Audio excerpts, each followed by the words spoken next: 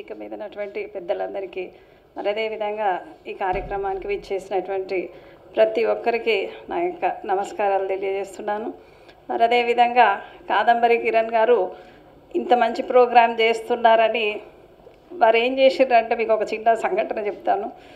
నేను మా ఇంట్లో నుంచి బయటకు రాగానే మనం సైతం అని ఒక పెద్ద బ్యానర్ పెడతారు ఎప్పుడో పెద్ద, అంటే మేము కిచెన్లో ఉన్న ఇంట్లో బాల్కనీలో బయటకు వచ్చినామంటే ఫస్ట్ అదే కనిపిస్తుంది, మనం సైతం కాదంబరి గారు.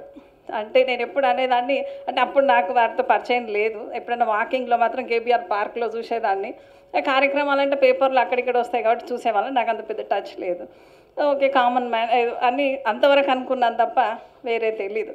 నేను ఒకరోజు మా బాబు నన్న ఇదిరా ఇది మనకు ఎదురుగా ఇట్లా పెట్టిర్రు, మన ఇంట్లో రోజు నడిచేదే ఇది నేను సైతం అని డాడీ ఉంటారు, మళ్ళీ ఇదే మనం సైతం వచ్చింది, నేను సైతం పోయి మనం సైతం వచ్చింది అని మేము నవ్వుకున్నాం, జోకులు వేసుకొని ఆ రోజు.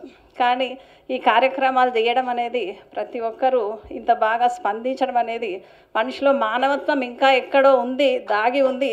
ఇలాంటి మంచి మనసులు ఉన్నందుకే ఇంకా ఈ సమాజం ఇంతవరకు ఇదొక ప్రాతిపదికన, ఒక అంటే యుద్ధ ప్రాతిపదికన ఇలాంటి కార్యక్రమాలు ఇంకా జరగాలని నేను కూడా ఆశిస్తున్నాను. మరి ఆ విధంగా వీళ్ళంతా కూడా ముందుకు వెళ్ళడానికి ఎంతో శాయశక్తుల ప్రయత్నం చేస్తున్నారు. అది కూడా ప్రతి ఒక్కరిలో రావాల్సినటువంటి అవసరం ఉంది మార్పు. మీరు ఇంతకుముందు చూసినారు ఎంతమందికి నార్మల్ డెలివరీలు అయ్యేవి. ఇప్పుడు కేసీఆర్ గవర్నమెంట్ వచ్చినప్పటి నుంచి ఎన్ని నార్మల్ డెలివరీలు అవుతున్నాయో చూడండి. మా దగ్గర ప్రతి ఒక్కరు సిజేరియన్ అయ్యేది, ప్రతి ఒక్కరు సిజేరియన్ అయ్యేది, లేకపోతే హిస్టెక్టమీ అయ్యేది. హాస్పిటల్కి వెళ్ళింది ఏదన్నా ఒక అమ్మ అంటే 30 years ఉండేది, 30 years వాళ్ళ నుంచి హిస్టెక్టమీ చేసేది.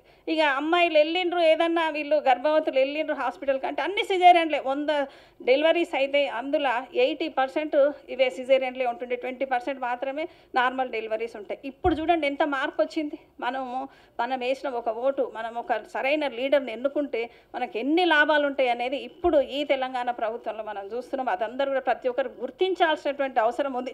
సరే మనం కోరుకున్నంత ప్రతి ఒక్కడు నాకు ఇల్లు కావాలి, ఇల్లు చేసిండా, ఇది చేసిండా, 3 ఎకరాల భూమి చేసిండా అని అనొచ్చు. కానీ దానికి గ్రాడ్యువల్గా అన్నీ మనం ఒకదాన్నొకటి స్టెప్ బై స్టెప్ అధిగమించుకుంటూ పోతే అన్ని ఫలాలు అందేటటువంటి అవకాశం ఉంది. కాబట్టి ప్రతి ఒక్కరు కూడా మరి సేవా దృక్పథాన్ని ఇదే విధంగా కాదంబరి కిరణ్ గారు ఎంత ముందుకు తీసుకుపోతున్నారో. నేను ఈ మధ్యన ఎలక్షన్స్ అప్పుడు వెళ్ళిన ఒక ఊరికి వెళ్తే ఎస్టీ అబ్బాయి, ఒక అబ్బాయి ఎంత అందంగా ఉన్నాడు, ఎంత బాగున్నాడు అంటే అబ్బాయికి జీప్ యాక్సిడెంట్ అయ్యి 2 కాళ్ళు పోయినాయి, వీల్ చైర్లో కూర్చోబెట్టిర్రు. దీనమైనటువంటి పరిస్థితి. వాడి కట్లు కట్టి ఆ ఊర్లో పల్లెటూర్లో గలీజ్లు అట్లా పెడితే నేను ఇప్పటికీ నా కొడుకును ప్రతిరోజు నా బాబుని చూసినప్పుడు నాకు ఆ బాబు గుర్తొస్తాడు. నేను వీడికి ఏం చేయగలుగుతా ప్రతిరోజు నేను ఆ బాబును గుర్తు చేసుకున్నటువంటి రోజు లేదు. నేను మా వారిని అడుగుతుంటా. బట్ అంటే ఆ అబ్బాయికి 17 సంవత్సరాలు మాత్రమే ఉన్నాయి. వాడు కొద్దిగా పెద్దగా అయితే వాడికి ఏదన్నా, వాడు ఒకదానికి ఎలిజిబుల్ వస్తే వాడికి ఒకటి చిన్నది ఏదన్నా, అంటే ఏదన్నా ఒక బిజినెస్ పెట్టుకొని కూర్చొని చేసుకోగలిగినటువంటిది ఏదైనా చౌకదరుదుకున్న ఏదో ఒకటి ఇప్పిస్తే వాడు బాగుపడతాడేమో అని నేను ఆలోచన చేస్తున్నా.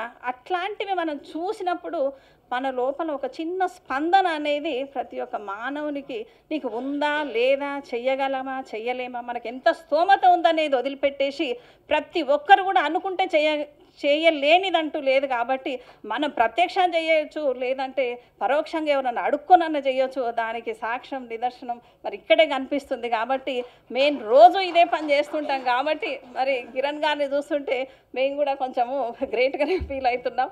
ఓహో మేము కూడా బాగానే చేస్తున్నాం అనేది నాకు కూడా అనిపిస్తుంది ఇక్కడ ఈ వేదిక మీద నుంచి.